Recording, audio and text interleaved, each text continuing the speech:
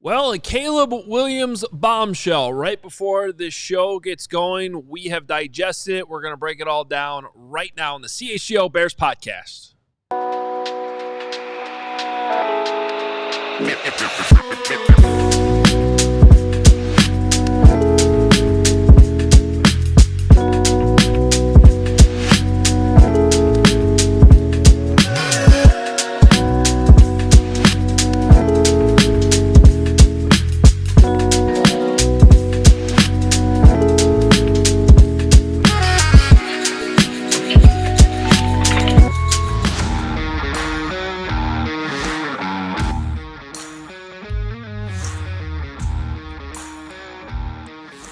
Welcome into the CHGO Bears Podcast.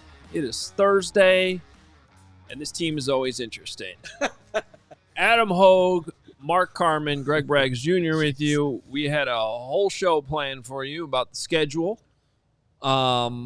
Just leftover tidbits. We were going to talk about the Vikings. We were going to talk about the Packers. We were going to talk about the North. And Seth Wickersham, who's an outstanding journalist, a great author, has a new book coming out, and there's a lot on Caleb Williams, and apparently how there was a lot of truth that he didn't really feel great about being a Chicago Bear, at least one point leading up to the draft. Yeah, this is shocking in that this news came out today, and it's at least somewhat shocking when you read the report, and a great job by Seth as always, that Caleb and Carl Williams were actively looking, more specifically Carl. We can get into, we got a bunch of recaps of everything that's in the piece that he was actively thinking about and not trying to get his son to go play for Chicago. But when you really digest it, it's not all that surprising when you consider the success or lack of success the Bears have had with quarterbacks. And Caleb was following Mitch Trubisky and Justin Fields, and has his eyes open, as did Carl Williams. So we're going to get deep into it. But the report itself, surprised in his timing, surprised that there is this report, but the old nature of the report, I'm not all that surprised. Yeah, I mean... Well, do you guys want me to start sharing what's actually in here before we start trying to break it all down? Sure, that makes sense. Unless you have an initial thought off the top, that's fine. Yeah, no, it's just annoying, obviously. that for me is my biggest takeaway. Yesterday was so much fun with the schedule release. The Bears are on to a new era with Ben Johnson. They brought in this offensive line. They got all these different weapons, and Colson Loveland comes in, and Luther Burden, and there's just so much to look forward to 116 days away from the regular season. And Seth Wickersham does a great job. He's going to do his reporting. This is a lot of information that he had before the draft last year. So yes, to Mark's point, the news is that it was dropped today out of nowhere, and I just want to enjoy my Bears. And of course, now we have another thing that we have to discuss. There's, you're not going to hide from the elephant in the room, and he's going to have to address these questions when OTAs come around here next Wednesday. Can we start by putting up Chubbs' super chat, because I have no problem addressing this right away. We love Chubbs. He's a loyal listener. He's here every day. Super chat $5. And he says, CHGO is going full TMZ today. Whoa. Come on, you guys are better than this. This story matters to no one but the media clickbait cash flow. So, Chubbs, I'm just going to be honest with you. What you're doing right now is doing what a lot of people do these days when they just don't like the news that's coming out. The actual journalism being done, you don't like it, so you don't want to hear about it. This is a bombshell. This is a very real thing. This is stuff that I'm going to read to you right now from this ESPN story, that whether it actually matters going forward, we'll find out.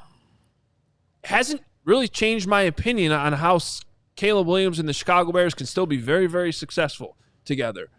But what it's about is the actual past that did happen, and we need to address it because it very well could derail all this positivity that we want to see happen with the Bears. And it also provides a lot more context for how big of a mess last year actually was. Correct. Yeah. And the other point of it is Colin Cowherd was reporting this leading into the draft, and I can remember a lot of Bears fans, including myself, like, you just try to be dismissive of those things because you never actually heard it from the horse's mouth, but when we read these quotes, you're going to hear to the contrary. Well, and Hoge, you can get into it, but at the end of the day, it's also important. It's not so much what people say, it's what they do. And what happened was that Caleb Williams did make himself available, and he is a Chicago Bear. And the Bears... And he's embraced the city.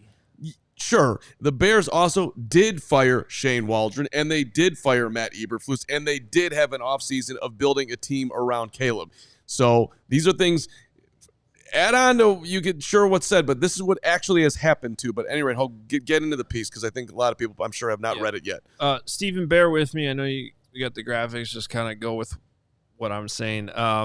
Okay, so this is from the ESPN.com story, and to give you some context why this is coming out today, Seth Wickersham has a new book coming out called American Kings, a biography of the quarterback, and Caleb Williams is featured in this book. So why is it coming out today? Well, because this work was done for this book, not for the journalism in the moment coming out before the draft. And so now the book's coming out, and they need to promote the book. So this is a great way to do that. But these are actual quotes in the book. And here's what the story says. Quarterback Caleb Williams was so concerned about being picked by the Chicago Bears in the 2024 draft that he and his family weighed blowing up the entire draft, consulting with lawyers to figure out a way around the league's collective bargaining agreement while considering signing with the United Football League. Details from a forthcoming book reveal. Quote, Chicago is the place quarterbacks go to die. Carl Williams, Caleb's father, told Seth Wickersham, author of American Kings, a biography of the quarterback, in the months before the 2024 draft. Caleb Williams wondered aloud to confidence, do I want to go there? I don't think I can do it with Shane Waldron. I'm gonna skip through this stuff a little bit. Well, I mean... So that part of the piece early on jumped out at me. I'm like, how did he know? Because Shane Waldron... Because he watches CHGO Bears and he saw Jackson Smith and Jigba on this show. Well, you said that in the pre-show meeting, and you made like a real thing there, and I actually think it is a real thing. I bet you it came up. Because, look, you're talking about a young player in Jackson Smith and Jigba who Caleb's very aware of, who made a lot of news with that moment in time. Shane Waldron was coming off resurrecting Geno Smith out of nowhere. Right. Like, it wasn't like it was this terrible hire at the time that people were thinking this is a complete horrible moment in Bears history that they hired Shane Waldron. Yeah. Now, it went that way. I get it. But that is... The fact that he thought that at the time is slightly odd, but it sounds to me like he was talking with people, and maybe he was tipped off to talking to people by us, not to pat ourselves on the back. Yeah, but tonight you'll have an opportunity to watch CHGO Bears After Dark with Jerry Zuma and Lance Briggs. Jerry was at the Bears Care Gala and got to meet Ben Johnson, and he said he brings a winning presence. And I asked him to go into detail about that, and he talked about just the way he controls the room and the way he carries himself. And so it's one way for coaches to trick fans into the hope and hype, but players know. Players know very quickly, and they can see through a lot of things. And I can remember Briggs telling the story of the first time Mark Trestman addressed the team. Mark Trestman was responsible for a lot of quarterback success prior to coming to the Bears, and that's great. But how do you control a locker room? How do you talk to players? And Lance said they knew right away. They were like, this dude ain't it. And the Bears ended up having a really good offensive year that year, and they collapsed in the second year, but you would have never known it as a fan. But players know. And so Caleb clearly, had bad vibes from the start. All right, so here's some more details. Carl Williams went to great lengths to try to circumvent the draft, wanting to give his son an opportunity to choose his future employer. The Bears had not drafted a star quarterback since the 80s. Trubisky and Fields didn't pan out. Carl Williams was worried that with the franchise's history, stadium uncertainty, and offensive performances under then head coach Matt Eberflus, Caleb Williams wouldn't have the organizational support to succeed. I don't want my son playing for the Bears, Williams told several agents in 2024. Carl Williams even spoke to Archie Manning, who helped Eli Manning assert a measure of control over his eventual team back in 2004. Remember the whole thing with Phillip Rivers not wanting to be a Charger? He goes to the Giants. He met with labor lawyers and agents and even considered whether Caleb could sign with the United Football League and then become an unrestricted NFL free agent in 2025 to be able to pick a team. So let me stop for a second. Some of this kind of came out at the time. Right. There were whispers. There were a couple reports that they were looking at every avenue possible. And it was kind of couched as more of a, not a Bears thing, a problem with the Bears as much as just having a problem with the system, having a problem with not being able to pick where you want to go, or, with the CBA, which is being reported in here. And here's another quote. The rookie cap is just unconstitutional, Carl Williams told Wickersham, later adding that the CBA is, quote, the worst piece of I've ever read. It's the worst in sports history. This is part of what I would consider a bombshell part in this story. At the NFL Combine that year, Caleb met with Minnesota Vikings head coach Kevin O'Connell. The two hit it off, and Caleb Williams began to dream of what it would be like to play for Minnesota. Quote, I need to go to the Vikings, he told his father. Let's do it, his father replied. But both Caleb and Carl knew that a trade to a division rival was extremely unlikely. Bears GM Ryan Poles stood firm, telling Williams, we're drafting you no matter what. Now, you can read that in a lot of ways, the Poles comment there. We're drafting you no matter what. It could be, hey, man, we're drafting you no matter what. We love you. You're going to be successful here. Or it could be, we're drafting you no matter what. Like, there's a lot of ways to read that quote. I actually read it the first way. We're drafting you no matter what, kind of like in a power play. But now the more I'm thinking about who Ryan Poles is and how he said it, I'm assuming that he was just trying to give him some level of assurance that the Bears believed in him to the end of the earth. Wanting to go and play with Kevin O'Connell, I get it. I want to go play with Kevin O'Connell. Kevin O'Connell's the coolest dude going, super smart, gives you a lot of comfort. And then I've also had the thought here, like, why does he care so much, like, who's coaching and who's this? Like, where is the internal confidence? But most guys come into the league, dating all the way back to John Elway or whoever you want to name, they've always been worried about it because it's a huge part of your success. I get it. But, Well, this is sort of a sidetrack, but what's fascinating to me is that, and maybe it comes up in the book later when we read it, but the Commanders aren't mentioned.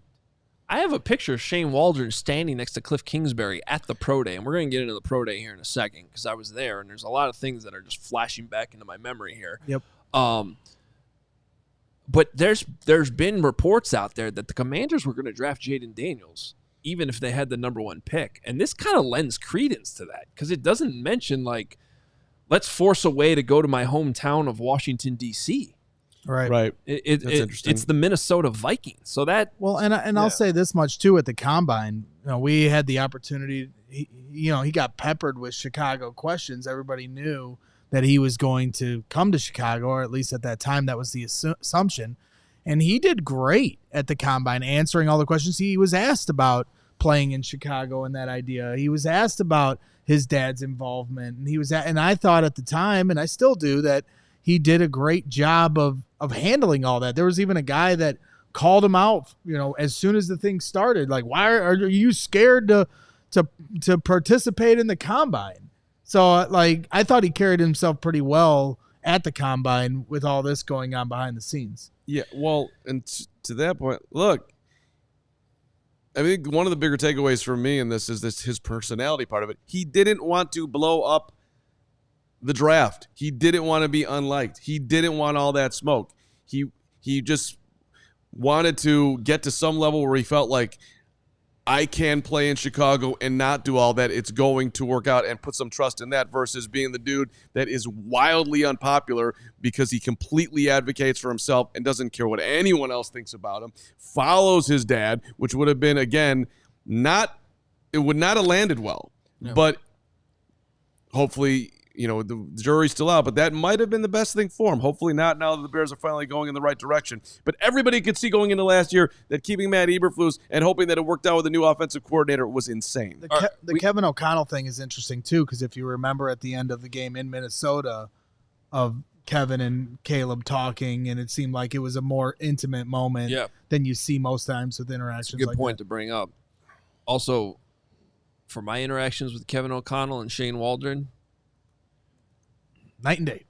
I can see where Caleb Williams is coming from. Like, this isn't like, so stay with us, Bears fans, because like, we're not bringing all this up to like, I know everybody's not, thrilled about it, but we have thoughts, we have opinions. I think one of my biggest takeaways, just as a teaser, is everything's going to be okay here. Okay, so stay with us. I want to get through more of this. I want to talk it out with you. Maybe, shockingly, that's not my takeaway. Well, I know that. Never seen you so excited in my life. I was excited that we had some actual news to talk about. I was too. We were stretching for what this show was going to be. I'm not. I wanted to die. Well, that's true. All right, quick timeout. We got a lot more coming up on this massive story involving your Chicago Bears and your quarterback. But first,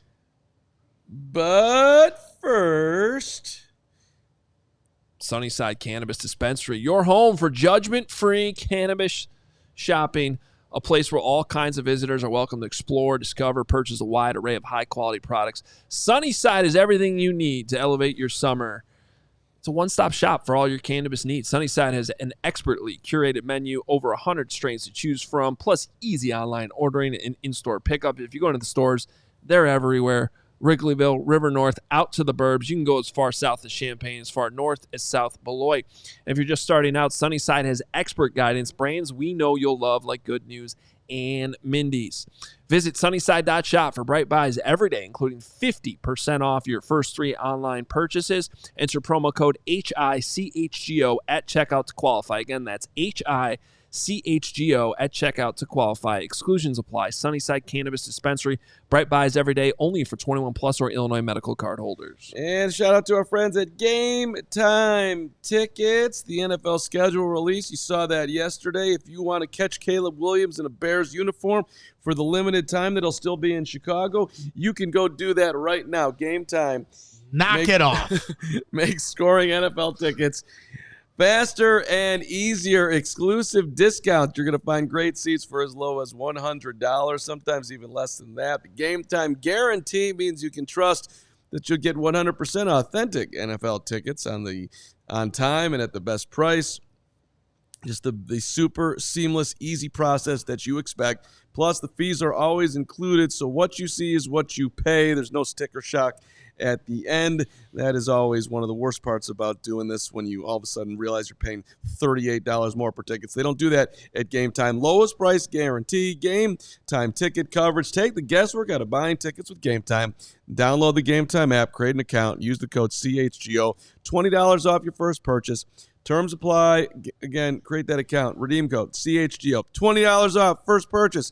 Download the Game Time app today. Last minute tickets, lowest prices guaranteed. All right, so where we left off in this story, it was Ryan Poles telling Caleb Williams, we're drafting you no matter what.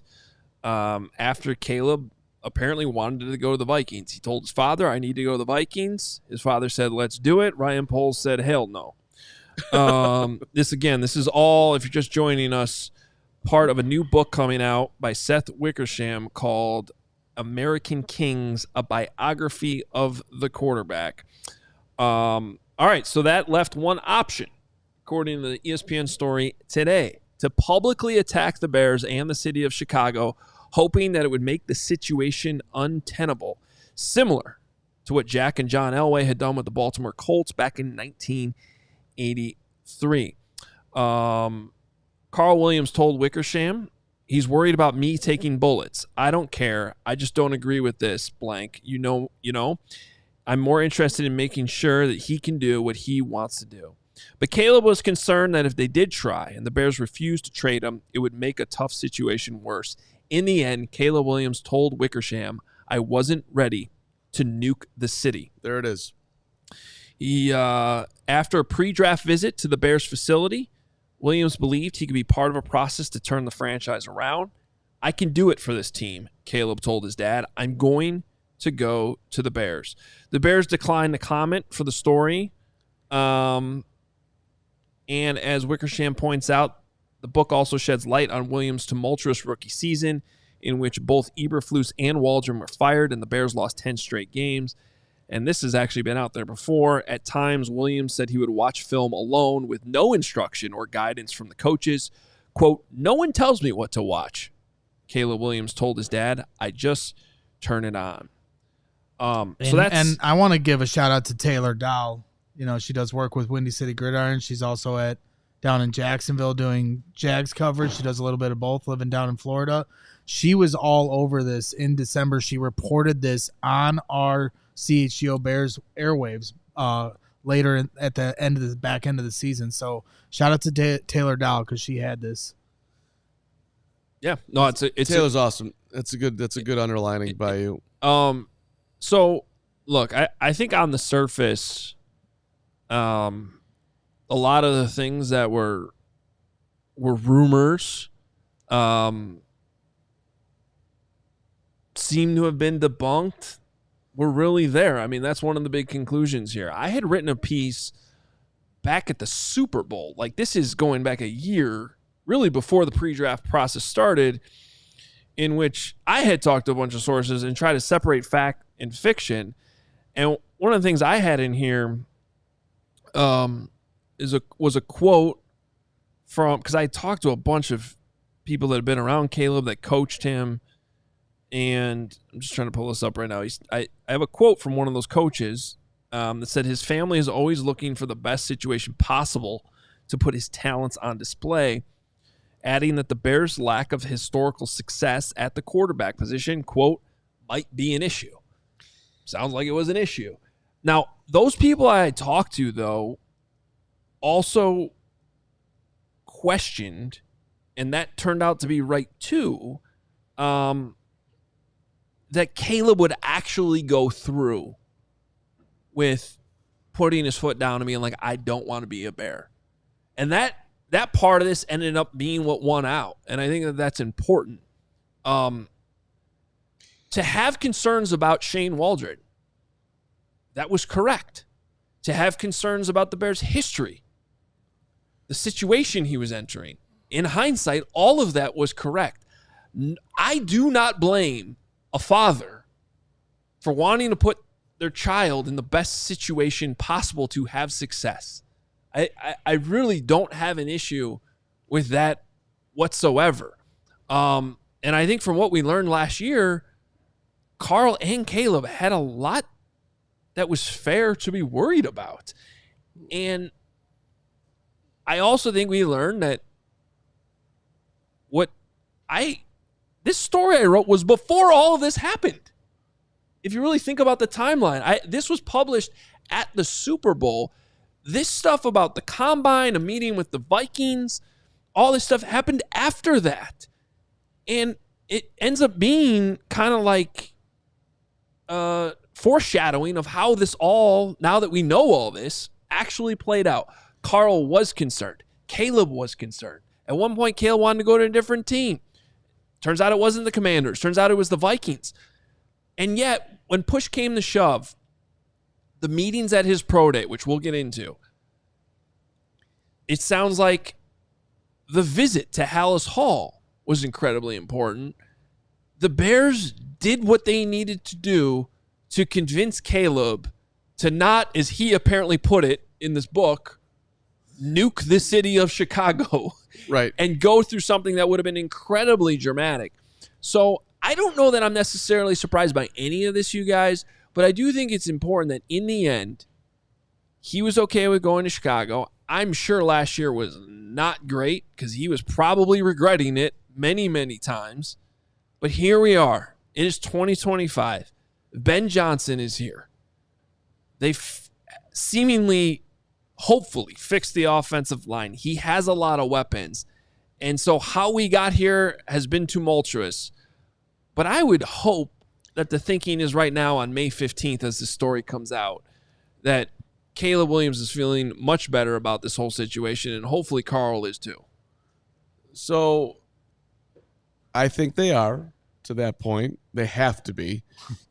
It would be illogical to think he's not super excited that the Bears have gone from Matt Eberflus to Ben Johnson. Well, I mean, and how much of an influence do you think he had on that? I mean, that's obvious. Well, they hire Ben Johnson for $13.5 million. They go out and revamp the entire offensive line. So the whatever the concerns were, they said, okay, we're going to do what we can to put everything around you, and then we're going to draft Colson Loveland and Luther Burden as well. Sure. And yes, Ozzie Trapillo. they are actively trying to make this work. By the way, they still need an edge rusher, and they prioritize drafting a tight end that they think could help the offense. Hopefully that'll turn out to be a great choice by Ryan Poles. My point is this. Look, the Bears' leading quarterback for one season throwing the football is Eric Kramer, okay? 3,838 yards in 1995. That is 20 years ago. That is the entire career of Jay Cutler. That's the entire career of Mitch Trubisky. That's the entire career of Justin Fields in Chicago and anybody else you want to name, okay? That is a stunningly horrible statistic considering where throwing the football is in the NFL. It's unbelievably bad. You know what's a worse statistic? And I keep bringing these things up, but it applies to today. The Bears' leading all-time receiver is still Johnny Morris, who played in 1960s. Last year was 1967. He led the NFL in receiving, by the way, in 1 year, 1964. Receivers also come here to die. Keenan Allen would tell you he came to Chicago to die last year. Well, Moose Muhammad was the one that famously said that. Moose Muhammad said it too. So then went to a Super Bowl, though, here in Chicago. Also true, but not because of the offense. And look, the last time they won a playoff game was 2011. Anybody who is rationally looking out for their son and having an asset like that, of course you would look at the Bears and think, why would I want to go there? I know Bears fans don't want to hear it, but that is the history. Well, and that is... But now, just to finish it up here, but again, that was the history in Kansas City until they got Patrick Mahomes and Andy Reid, and the history in New England was not Bill Belichick and Tom Brady, so the Bears are trying to turn the corner as an organization. They went out and hired the best head coach available and paid him $13 million. So they're trying to finally be the organization that guys would want to come to. But of course, going back to last year, he would not want to come here because you would have been insane to say, I want to go to Chicago. That's exactly where I want to go because the fans are super passionate. That's not a smart way to think about it. Well, and I think it's less about the history to me and more about the fact that he was like, hey, his dad like, oh, you want to go to the Vikings? Let's do it. And, that's a division rival. And that shows you the Vikings have never won a Super Bowl. Yeah, so, you talk about history. But at the same time, what do they have? They have a head coach that knows how to get the most out of a quarterback that made a renaissance year for Sam Darnold. Now let's see what he does with J.J. McCarthy. And so that part to me is really interesting. I know we have a couple videos here. One of Kevin O'Connell talking about Caleb Williams. So here it is. And credit Chicago, they did a lot of things, made a lot of plays and basically every play they needed to make to come back from 11 points down, they did. And we had to then respond, and we did. So getting out of here with a win, hard fought. Credit to those guys for battling on the other sideline. And like I said, I thought Caleb was fantastic today. What are your thoughts on having to deal with him twice a year? Yeah, I told him after the game, because we had spent some time together pre-draft, and really, I've known Caleb for a long time, and I think the world of him. He's just continues to get better and better, and you can see it when he starts creating off schedule and that change of direction and athleticism. And we had him dead to rights a couple times, and he gets out and makes huge plays. It's going to be a challenge. We're going to have to play as consistently as possible and disciplined as possible against him as he continues to grow. And I look forward to the challenge of competing against him because he's going to be a really good player. So that's right there. That's a good head coach that understands the talents of that quarterback. And that's what you're hoping that Ben Johnson can have with Caleb Williams. And so that's why it wasn't a tenable situation last year with Matt Eberflus and Shane Waldron. That's why they had to pay $13.5 million and bring in Ben Johnson, a guy that knows what he's doing, knows how to get a guy like Jared Goff and turn his career back into the right way. So I'm excited here for the future. Obviously, this is all stuff in the past, but Caleb Williams seemingly now is in the right hands with a guy that can get the most out of him the way Kevin O'Connell has gotten the most out of, the quarterbacks he's been around. Do we have the? I'm not sure if we also have the other video. We have a couple videos here coming through. You said there was something about Caleb and Kevin O'Connell that was relevant to yes, this. Sir. So as I said, if you pull up the picture, Steven, at the end of the Vikings Bears game in Minnesota, you saw Caleb and Kevin O'Connell come together and embrace. Here's that picture.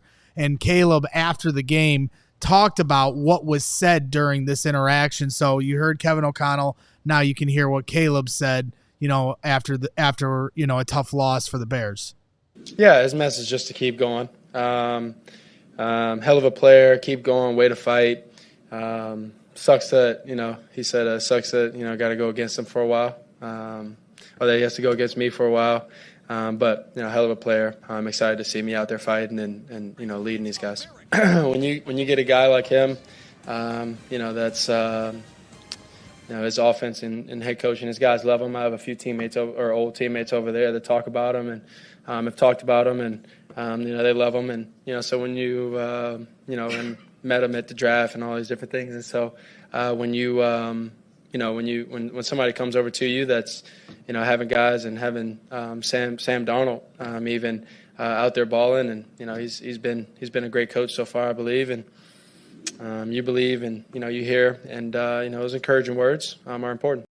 I'm going to say something that we already know and have already said a million times, but it's just re-emphasized by everything we've just covered here in the first 31 minutes of the show.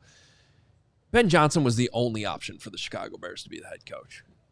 I mean, I know they interviewed a million people and they went, but if you're Ryan Poles, there is a reason why you had to zero in on Ben Johnson. Whether it works or not, this was the road you went down with Caleb Williams, and the only way to make it right would have been Ben Johnson. Like, I'm even rethinking my thoughts on Mike Vrabel, who I would have been fine with. I like Mike Vrabel a lot.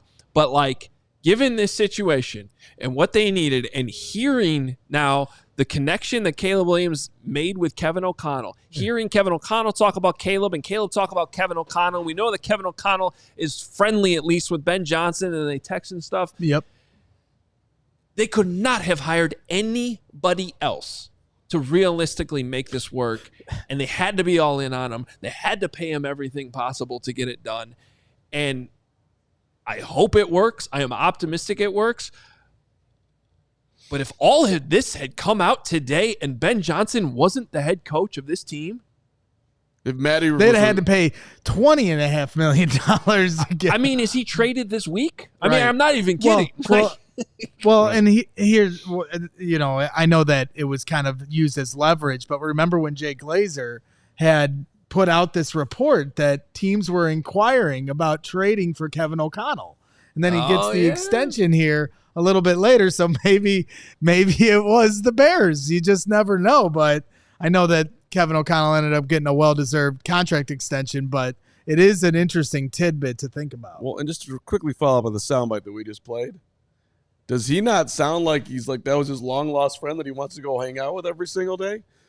I mean, that was like, well, and that's where get me out of here. Well, Monday night. But that's where Bears, you hope. Vikings. And when you read the article and you read the quotes, and when they look forward and they talk about Ben being here in the article by Seth Wickersham, you see where Caleb says, I want to be coached hard. I'm looking forward to working with this guy. He has the right personality and all that stuff. So, that the looking forward aspect of this, bringing in Ben Johnson, like you said, they couldn't have gotten anybody else. So I'm optimistic about where this is going to go. And the fact that Caleb Williams was able to do what he did through his rookie year with all of this going on and understanding, they knew at training, not even training, mini camp during the summer that Shane Waldron was an issue, even if Caleb Williams had his reservations even before that. So if you've always talked about his floor, he showed what his floor is last year. Let's start raising that floor and find out if we can ever get to the ceiling. I mean, it certainly doesn't seem like it could get worse than last year, but Never said that before in my history of covering the Bears. I've never been wrong on that. Trust me. All right, we need to take a timeout, and then we're going to very scarily ask Carm to sort all this out in Carmen sense. I got you. Don't you worry. This is what we need. Surprise But Tyson. first, before we get to Carmen sense, let's talk to our friends. Surprise Tyson isn't already on his way here to the studio. Who says he's not? Shout out to our friends at rate.com. Listen, if He's you're hanging out with Cap. Oh. I don't know how that happened. That's very upsetting. But I'm glad that Tyson got some, people just jumping on the bandwagon. Cap's a bandwagon guy, and he'll, hopefully he'll get on some other bandwagons too coming up. At some point, he'll wake up. All right. Shout out to our friends at rate.com. Listen, I think all of us need the Rate app right now. So just download that QR code and get yourself into their 800 wellness videos that are all free for you. Meditation. You want to be able to sleep tonight thinking about this. They've got I had some like whales just in the sound bar in there just talking to me at 3:30 in the morning last night as I was trying to sleep thinking about the Bears schedule. There's all the good stuff in there. And, of course, you can get pre-approved for a mortgage in minutes.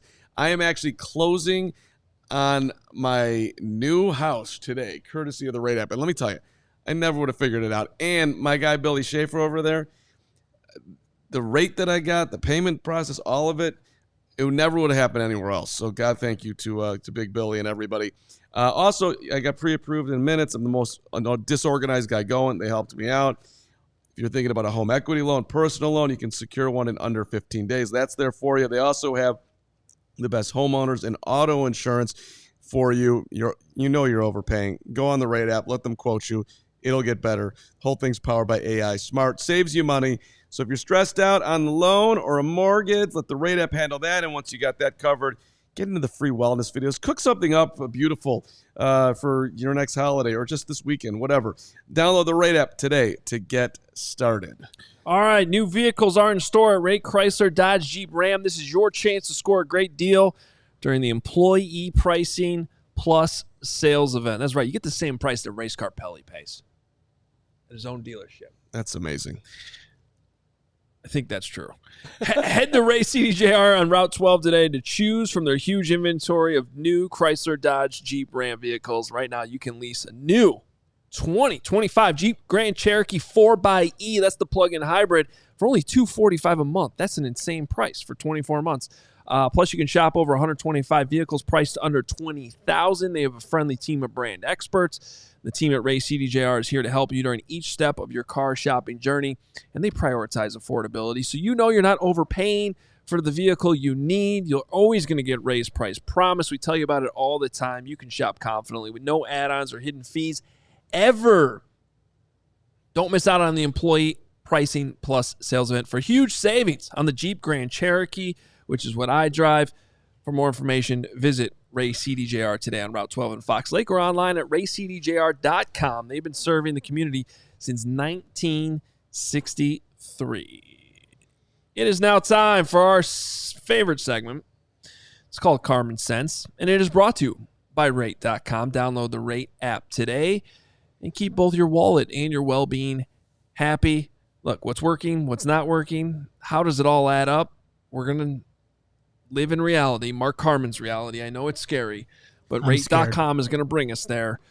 And here we go. We present Carmen Sense, where everything makes more sense once you truly think about it. We'll see. Failing to prepare is preparing to fail. Ladies, gentlemen, Hoge, Braggs, Steven. And look. Steven's laughing at you. The past is back there. Actually, there's a guy behind you. So I think the president is behind you. He's back there, too. Naked Man, Kevin, the store is over there. We're right here, right now. And look, this is a fascinating story, and it's really well done. But Matt Eberflus is not here anymore. Shane Waldron is not here anymore, okay? Luther Burden is here. You've got, I believe, Colston Loveland is here as well. I think that Joe Tooney is here. Drew Dahlman is here. Jonah Jackson is here. Most importantly to what we're talking about today, Ben Johnson is here. Declan Doyle, his trusty assistant, is here.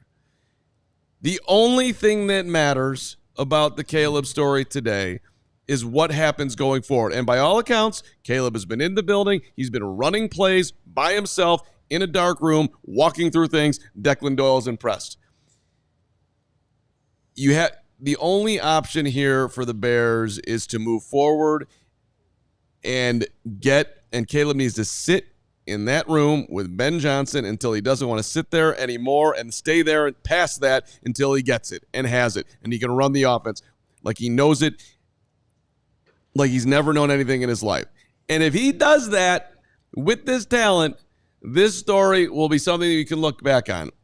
But if he doesn't do that, if this lingers, which I don't think it will, but if it does, this will be a nothing story, and what actually will happen will be worse than it would be the worst thing that has happened in any topic that we've had in the history of CHGO Bears if this goes sideways. They need it to work. Caleb needs it to work. It's set up to work.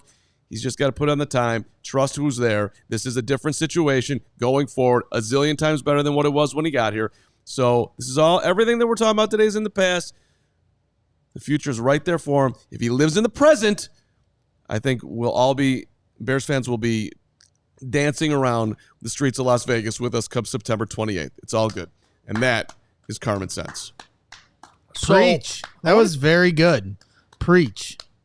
I want to... Made you feel better? That made me feel great. Okay, good. Well, I'm definitely not at all going to go conspiracy theory on anybody and say that it's a little convenient that this story came out the day after ESPN put Bears Vikings in week 1 on Monday Night Football.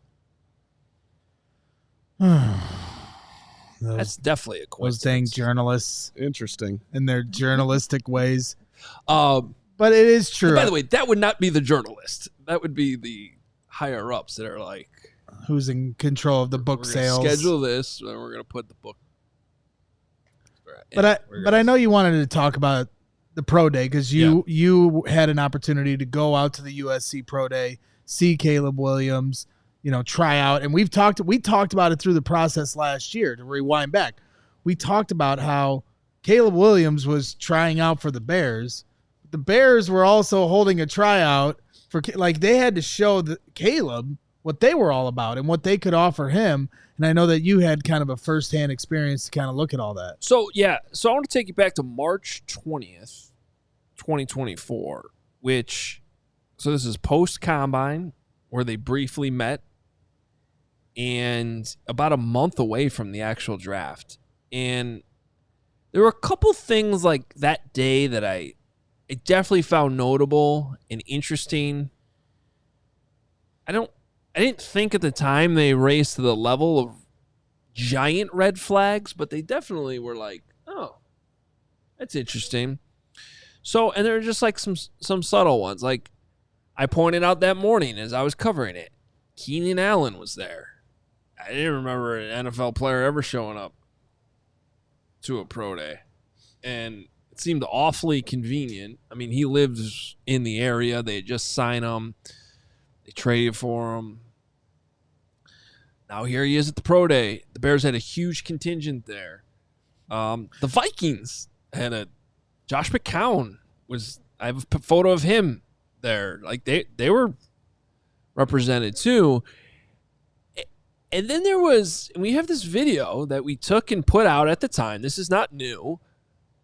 But I took this video of Ryan Poles standing by the bleachers where Carl Williams, you can play it, is standing there. Carl Williams is in the red polo standing on the other side of the rail. Poles is in that hoodie and coat. Is a little chilly that morning in LA. And there's he's sort of mingling with Caleb Williams' crew. There's some other guys there that were kind of walking with Caleb in and out of the pro day.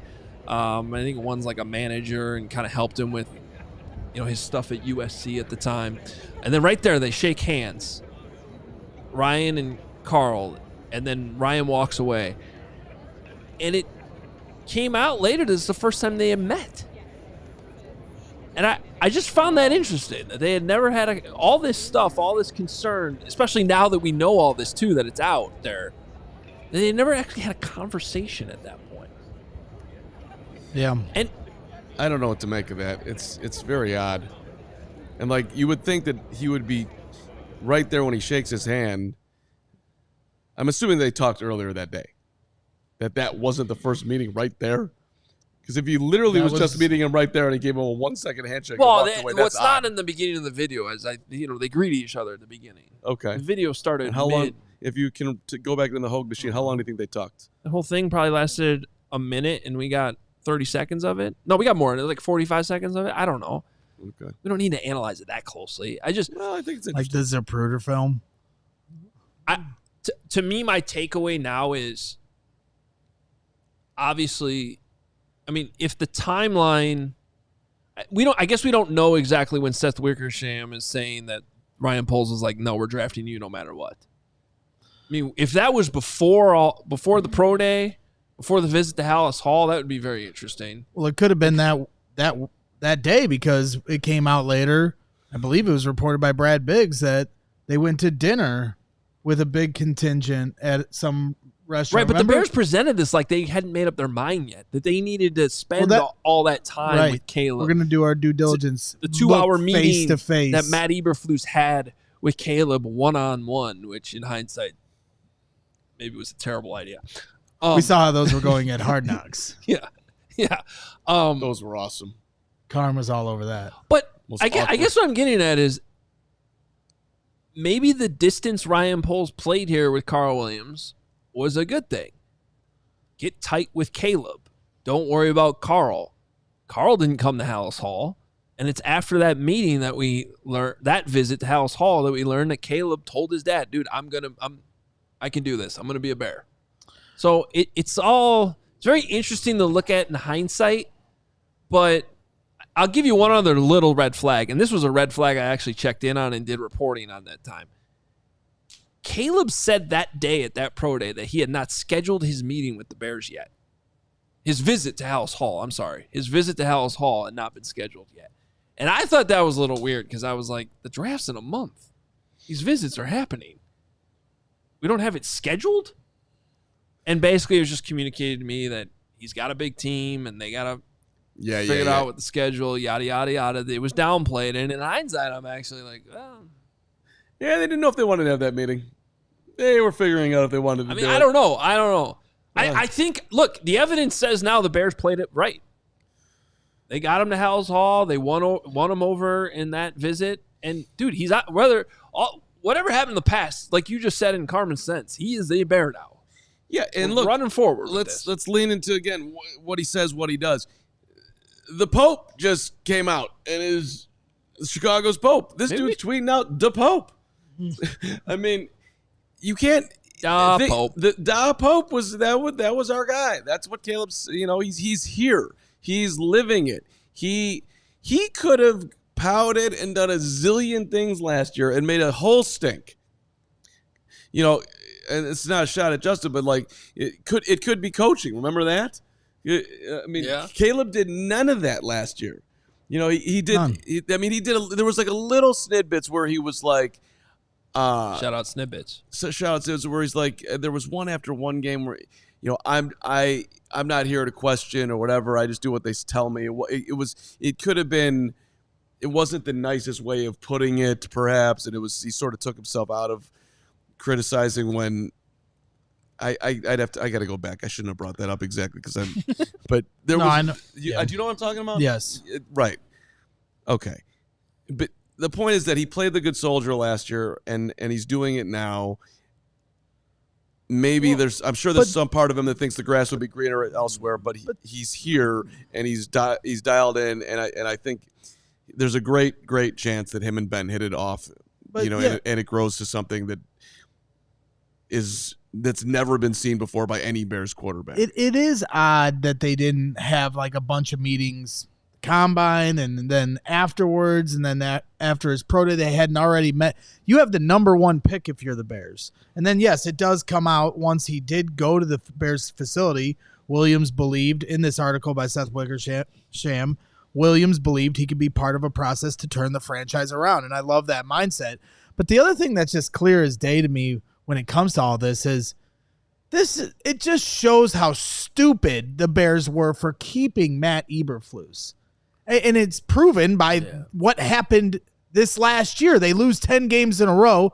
He's saying 16 yards don't matter against Washington. You got players in the locker room flipping out on him after the Lions game at Thanksgiving, and they could have circumvented this after the season before. And so then you have the number one pick. You knew you were going to have the number one pick. Right. You choose to keep Matt Eberflus when you could have wiped the slate clean and had your quarterback and your head coach aligned. And instead you try to bet on Matt Eberflus. It was a bad bet then. It was a bad bet last year. And now you're trying to clean up the mess by bet. You're lucky that Ben Johnson was available and chose to come here for a hefty sum of $13.5 million. But it was always stupid of the Bears to keep Matt Eberflus. Right. And that's why I was on the Jim Harbaugh train 2 years ago. Like, seriously, get a guy that can coach him. Cliff Kingsbury was also available. Ben Johnson was also available. Right, everybody.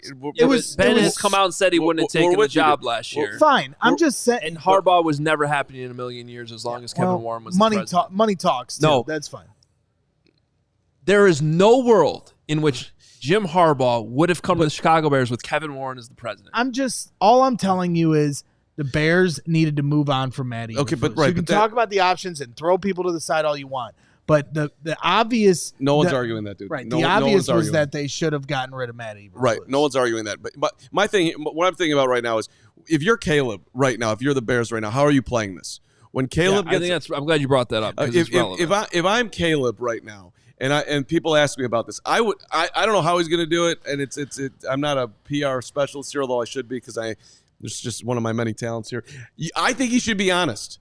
I agree. Yes. Yes, I did have my doubts. I was worried about coming to a place where quarterbacks haven't had success. It was a thing for me, correct. But, I met with Ryan, and I got comfortable about it, and I moved forward. And you see what I did. I've never had one complaint about this organization that I've ever spoken since I've gotten here. I chose to be a Bear. You saw how I walked out on draft night, as excited as somebody could be. That was as genuine as it was. But sure, and when I was thinking about my position in life, yes, that's correct. I did have my doubts about whether or not I should go to Chicago, and I had to get comfortable with it, and I did. And I'm even more comfortable today with Ben Johnson here and everything we've done in the offseason. I can't wait to get out there with my teammates. That's how I would handle it. And by the way, I think that's the only way to handle it.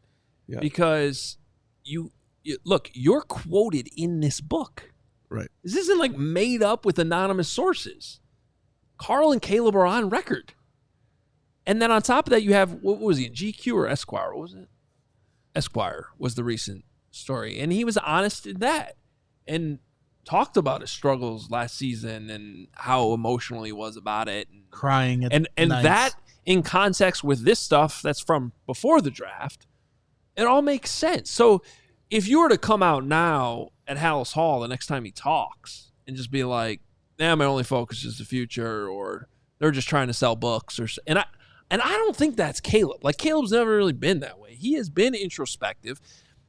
The other thing, I think he'll be willing to talk about it, like not go too deep, but just be like, yeah, to your point, Carm. Yeah, we did have our doubts. And my dad was doing his due diligence, and that's why I love him as my dad, because he's looking out for me. And at the end, I made the call, not him.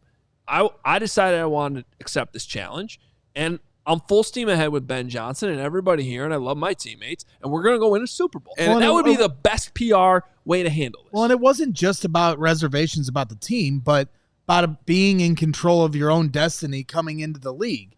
And yes, we saw it with John Elway. We saw it with Eli Manning, and that would have been terrible if that's what he had chosen to try to do with the Chicago Bears. But it was also about the rookie wage scale, where Carl Williams cites the CBA being a joke, that teams get to be in control of how much they pay you for the first 5, 6, even 7 years of your career. And we see holdouts all the time because of this. And so we did hear those reports about them trying to change the game in terms of that. And that's probably never going to happen. But at the same time, you can't really argue that it is tough on these guys. They're the best players in the league, and then now they have to be put into a bad situation and and be paid less than what they're probably worth. But that has nothing to do with the Bears. That's just a shot at the league and collective bargaining. It was just all the maneuvering he was doing. Right. No, I got it. But that part is not Bears related. By the way, for the Bears too, if Ryan Poles is asked about it, I would hope that he's honest. Yeah, I think. Listen, if he didn't have his doubts, I wouldn't even want him to be my quarterback. I would have my doubts coming here. We didn't exactly do a great job with Justin. And going back further in the organization's history, it hasn't been a wild success. We're trying to put that to bed here with him. So I appreciated the fact that he was willing to take a leap of faith with me. And by the way, I probably didn't do a great job supporting him in year one, and I need to do better. And I think that we have done that this offseason. I hope he meets it head on. There's nothing wrong with saying any of that. No, there's not, but he probably won't do it. Typically, no. I don't know. But and by the way, the guy Finley's comment. Yes, Caleb was quoted. It's in here. In the end, Caleb Williams told Wickersham, "I wasn't ready to nuke the city." So he is quoted. Take that, guy. It's not just. Well, I'm not trying to and when take that. I'm trying to be accurate with all this information as much as possible. Well, and when you talk, I was talking with my guys Shane and Phil last night, and they brought up this point too. How many players have you seen throw for 3,500 yards, 20 touchdowns, and less than 5 interceptions? Six interceptions? 6 is more than 5. And correct. And we work on math. We work on the facts, but Bragg's math is a whole different animal. But regardless, for a rookie quarterback, 6 is actually less than 5. Correct. We're working on a curve here. But my point is, he has been one of the more ridiculed quarterbacks from the moment he became a pro, even before he became a pro, through the process of becoming a pro, even his senior year at USC. And as somebody as talented as him, it does feel odd how much the attention goes towards him, and a lot of it is in a negative light when for the Bears, and I know our bar is low, but that's one of the best years we've ever seen from any quarterback statistically. And I know it wasn't pretty. Don't get me wrong. I'm not trying to put lipstick on a pig. There was almost 70 sacks, but at the same time, there was a lot there that you could like. And to just always be going at it. And you talk about two ships going in different directions the night of the Hail Mary, and they're 4-2, about to be 5-2. And then all of a sudden, all hell breaks loose. Bears lose 10 in a row. Jaden Daniels goes to the playoffs. Now this comes out. You're playing J.J. McCarthy to start the year with Kevin O'Connell on the other side. It's just the whole thing's fascinating to me. And obviously, we're all rooting like hell for Caleb to get the last laugh with everything when it comes to the coverage against him. Yeah. Look, as usual, the biggest way to make this all go away is to win. Go win football games. Go be successful. It's all in front of the Bears. I think Caleb can still and will be a really good quarterback in this league. There's no real coverage against him either.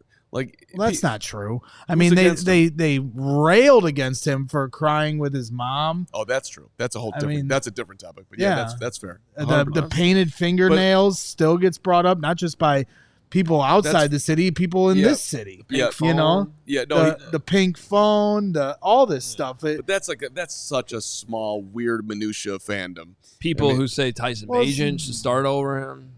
That's true. There's even the biggest Tyson Bagent fan that's ever walked the planet, and I would include his family on that almost.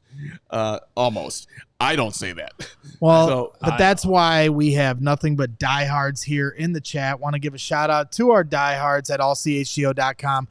You got to go to allchgo.com/diehard to get exclusive written content by these two fine gentlemen. I know Adam Hoge's working on a piece right now that's going to be available to diehards in the future. So make sure you hit those guys up at allchgo.com/diehard, and you get discounts on events. Our tailgate's coming up for the season. And of course, here our event we are going to Las Vegas, ladies and gentlemen, with True Fan Travel. If you go to truefantravel.com, you can reserve your spot today. I know yesterday when we made this announcement, we had a ton of people sign up on the first day. It is going to be a great event. We're going just go there to truefantravel.com, search CHGO Bears for all the details, but you have a lot of different options at your disposal, and we hope you guys can make the trip with us out there where the Bears are going to be clearly starting, looking at 4-0 on the season before the bye, and this is all going to be in the past, and we never have to speak of it again, Seth Wickersham.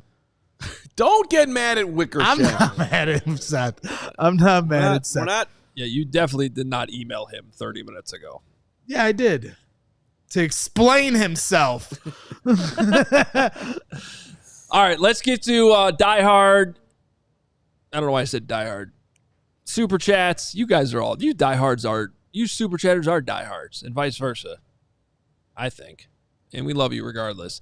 And then we do have a couple shout-outs and snippets before we get out of here, some of it which was going to be our original show today.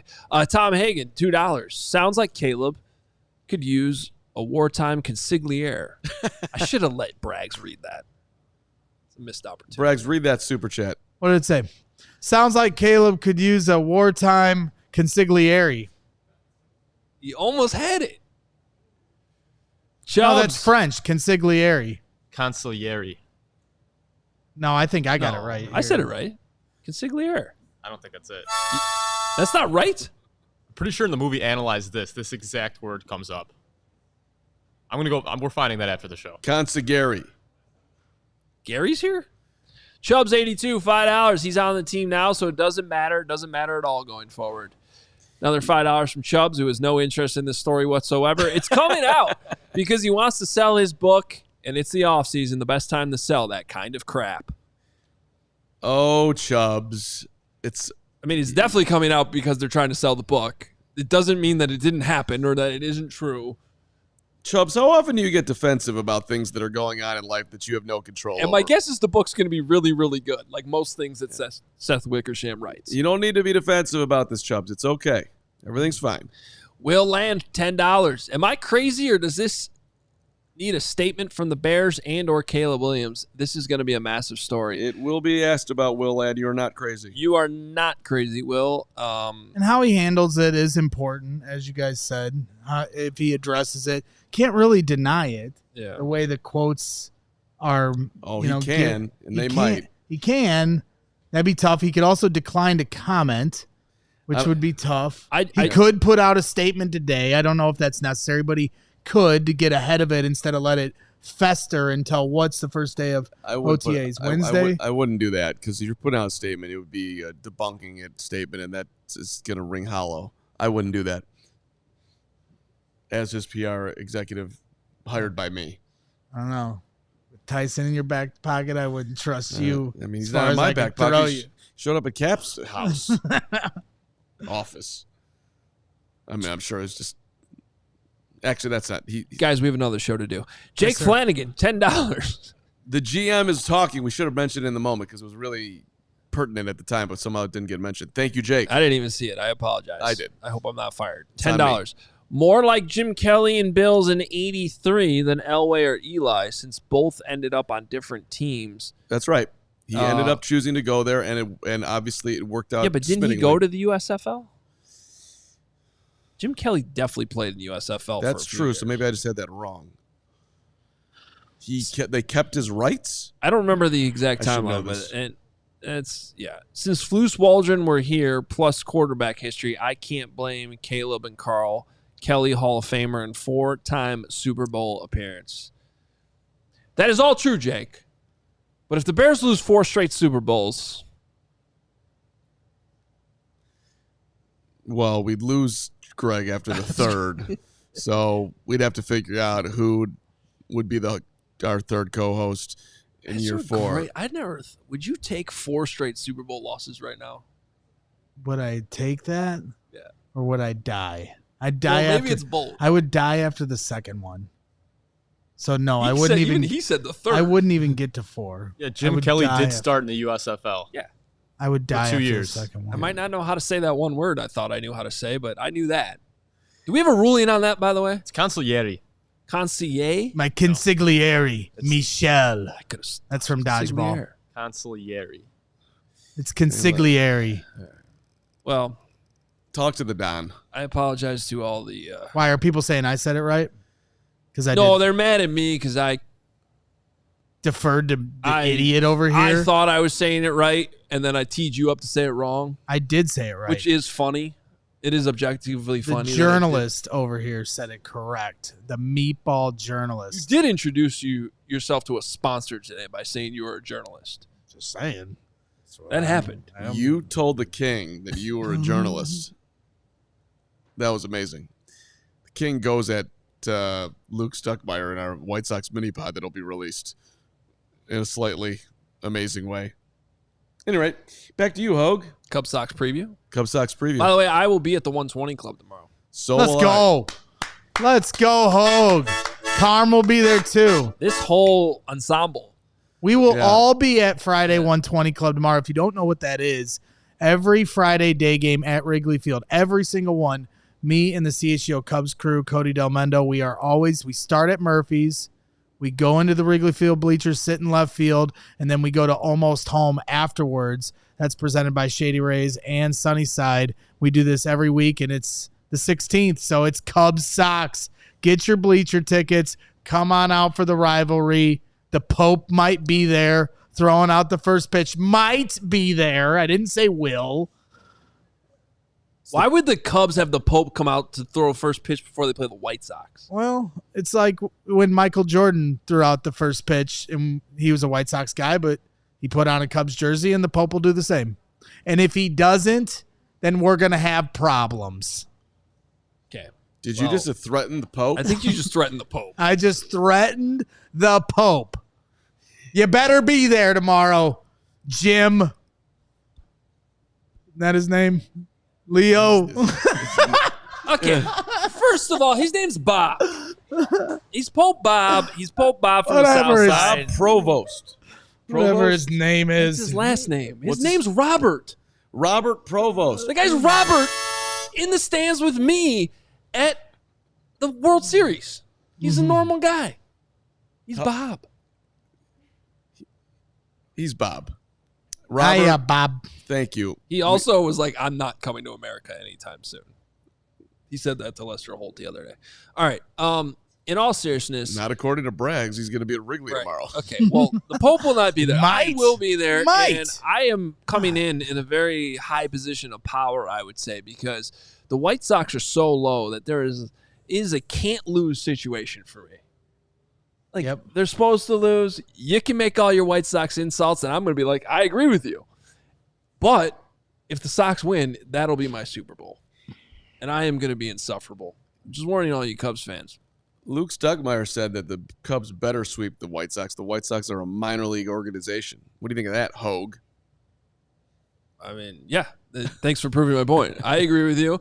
And the Sox are going to win tomorrow. Sox are on fire. They won 3 in a row, though. I think they're losing today. I think they're down 6-0 right now. That's okay. That one doesn't count. It's right before Cubs. A Garden Hoser, $2. At the end of the day, he's here, and he's our quarterback. Bear down. That's right, Garden Hoser. That's true. Chav? Chav? $5. Sorry, I'm being extreme? Stream? Sorry, I'm behind. Stream. It's behind on the stream, Hoge. Sorry. Strame. It's French. Sorry, guys. Dave Canales is responsible for Baker, Geno, and late season Bryce Young. Waldron gets no credit. Okay. It's fair. I mean, there's truth to that. Anthony Posniak, $2 from Anthony Posniak. A toot for Pose. Quackinator Poser. 100. Poser. The Quackinator is here. Quackinator 100 did not give us 100. He gave us 10. I don't get it. Thank you, Quackinator. Waldron aside, I didn't think we hired the worst coaching staff in the NFL. Why was no one, quarterback coach, passing game coordinator, etc., watching film with him? Where were the adults in the room? That is one of the stunning. They gave him the film to watch until it didn't tell him what to watch. It was in there. There's got to be more to that story. That can't be the whole story, just cut dry, black and white. I mean, when I don't like going at the former Bears coaches because they were nice guys. But when I looked at Kerry Joseph's resume when they hired him, I'm like, this is the dude that you're hiring with the number 1 overall pick? He's been a quarterback coach for 5 seconds, and he was the assistant QB coach? That's the guy? Somehow I don't think that's the guy. Rye. Kelly Witten, Dr. Bunny, $5. Who is really surprised? The family worked Caleb's whole life to set him up for success, and the Bears were a mess. Blessing in disguise. Learn and move on. That's the hope there, Kelly. It's fair, Kelly. Dr. Bunny. I don't think anyone here is surprised. I think we were just surprised that it got dropped 10 minutes for our show today. I was very surprised. On May 15th, 2025. Very angry. I was... Especially from these quotes were from over a year ago. Hoge came out of the room as I was working on something else with a look on his face that I don't think I've ever actually seen before. I was actually trying to get your attention for like 5 minutes over there. Yeah. And you were not paying attention. Well, there's nothing like, prepping for a show for an hour and a half to have it all completely switched up 10 minutes before the show. But shout out to Stephen Nicholas and Katie over here working hard behind the scenes, right at a moment's notice, dropped everything they were doing to make sure this show was produced well, and we're producing it while the show was being done. So shout out to those guys. They absolutely killed it here. Yep. Takes ding, a lot ding, ding. Huge Indeed. team effort. Assist from Katie for sure. There's no chance you spend an hour and a half prepping for the show with breaking down the Vikings, Packers, and Lions schedules. Emma's over there working hard on the socials. Like, it is a team effort every single time we do this stuff. So we are going to move on from this story because I'm never talking about it again. But, we do report on the news, and this was certainly newsworthy, and these guys did an incredible job. And I did an incredible job not freaking out about this today. You were amazing, Greg. Thank you. I will say the contrast in looks on your face compared to Carm's. I wanted to throw up. I wish I have a photo of it. I just want to have fun. Can I ever just have fun with my Chicago Bears? We have lots of fun. I don't. It's always something drama. We haven't It's had a always bad thing something happen since they hired Ben Johnson. I know. Let me enjoy the summer. We win the offseason every year, so just let me enjoy the summer. It's 95 degrees out. I'm excited to go out there and feel that sun on my skin, and I didn't feel like having these negative thoughts in my head. No, quit whining and go enjoy your summer. Nobody wants to hear you complain about something that's in the past. You're fine. Go out there and drink the present. Drink some milk. Can we drinking pull water. up that photo I of get any Carm? credit for that? No, that's good. That's a good job. Yeah, this was Carm's live look when he saw the story today. Drinking Bears fans' tears. Secret Bajan man. Fran Chile. Oh, God. Always good to hear from Fran. $20. Honestly, not shocked. The Bears did not prove they were a good place for a quarterback, and they were proved right with how bad it was last year. Let's hope Caleb Williams can move on and keep looking ahead instead of back. CJ, $5. Do you think Caleb will have any further comments on the article, like his next media availability? Yes. Well, I can tell you he'll definitely be asked about it at his next media availability. How he handles it, how the Bears handle it. You guys are the media vets. How many questions before they actually ask him a football question? 6. Depends on how he handles it. Yeah, that's up to him on how he answers. If he shuts it down, there'll be definitely one follow-up and then another follow-up. But if he really shuts it down at that point, I think 3 is the minimum. I actually think it's the opposite. I think if he gives 3 heartfelt answers, people will move on to the next thing. That's so probably the true, over-under is 2.5 or 3.5? 3.5. I'm taking the over. With a 2. 3.5 also, with this a is 2. the first time there's been an over-under that I can actually control. Yeah, that's true. You're going to stare down All Chris right, Emma? Pete Rose. No more questions. Maybe we'll reinstate you for the Hall of Fame, Pete Rose. No, I'm still alive. It's impossible. You got to be dead. Whoa, no, that's what they said. I know. That's what they said. You have to be dead now I to know. get the Hall of Fame. We'll get you in the podcast Hall of Fame. As long as you're dead, you can get in now. Right. And you know what? You can feel bad for Pete Rose all you want, but here in Chicago, we feel bad for Ronnie Santo. For them to do that to him was ridiculous. Ridiculous. I will never get over that. Oh, he's dead now. Let's put him in. But, that's all his bleeding heart ever wanted. We got to go. Yeah, I know. Go ahead. But sorry. Santo's family really celebrated when he did get in, so it actually did matter. And matters. Rose's family will do the same. Go along. Splash it, $2. All I'm hearing is we could have had Jaden Daniels.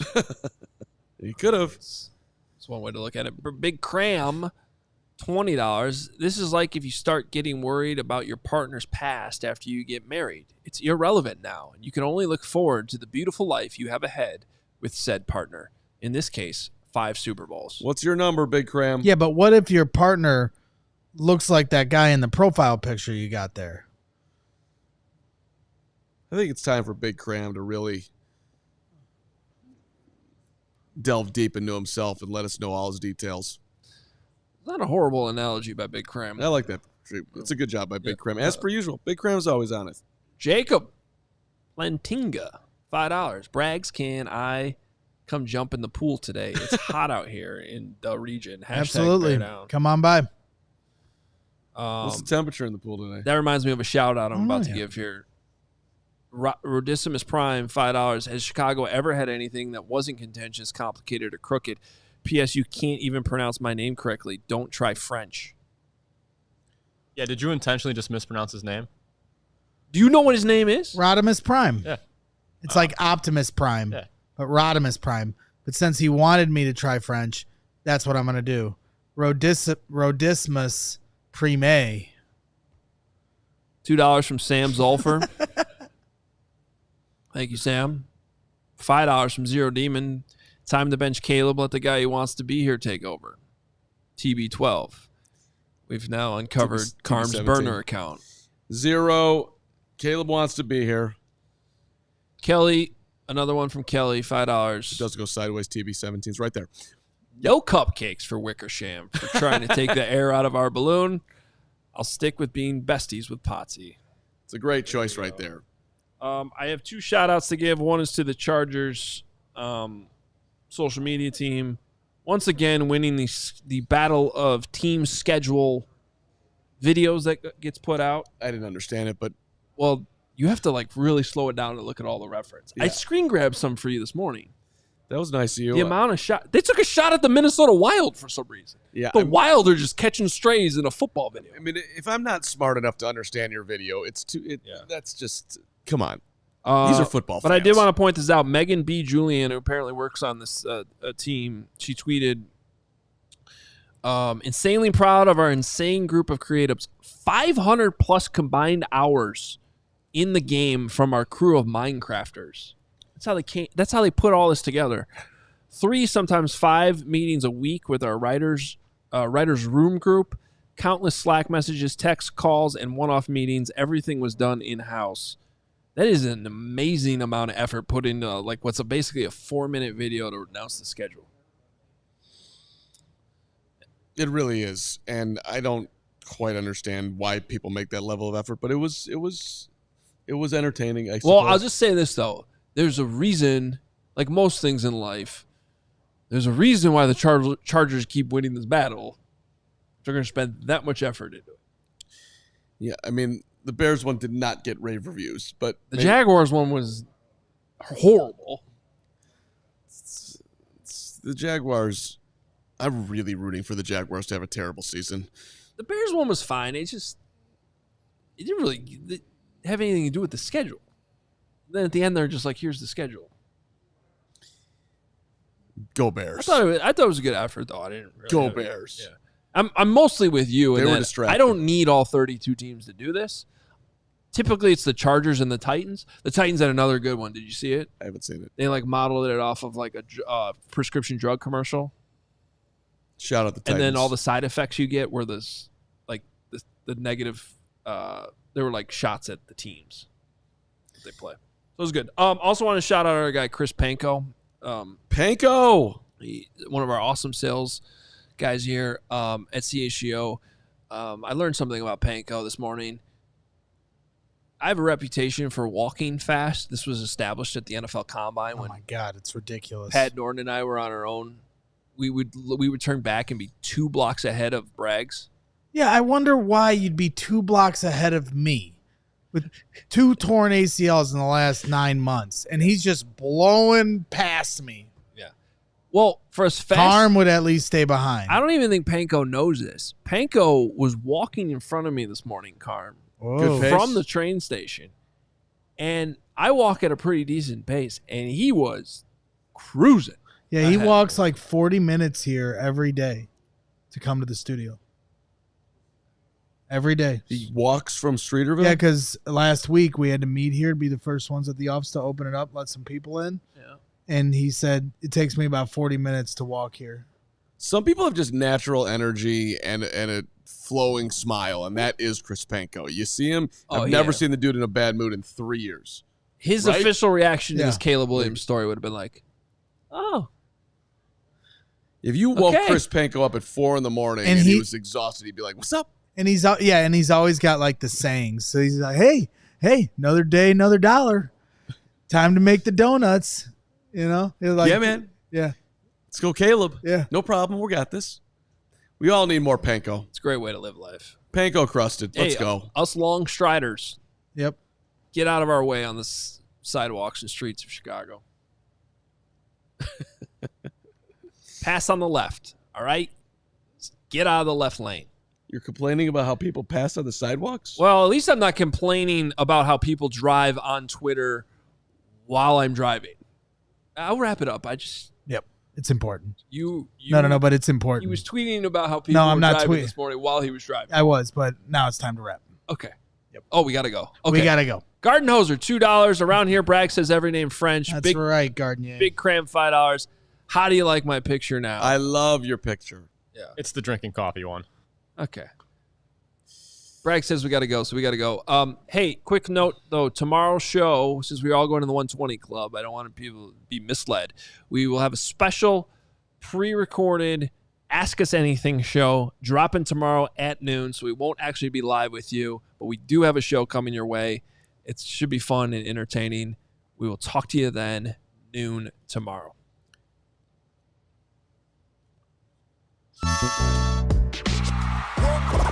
We all silly like the mayor.